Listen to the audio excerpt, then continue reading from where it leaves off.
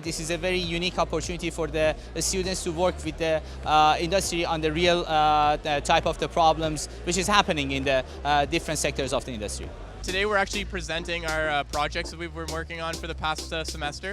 We're going to be working on presenting the grippers that we've made. That began with prototyping. We basically made a very simple prototype to prove that our concept would work. Once we proved that our concept would work, we went through the stages of improving our design to make a functional product that worked the best for what we wanted to demonstrate.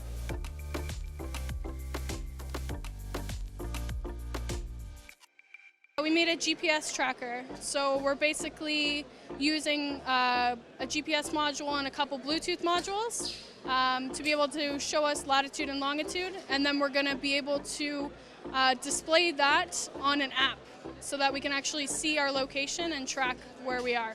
So I really enjoy how electronics teaches you not just one specific topic, but like all different topics.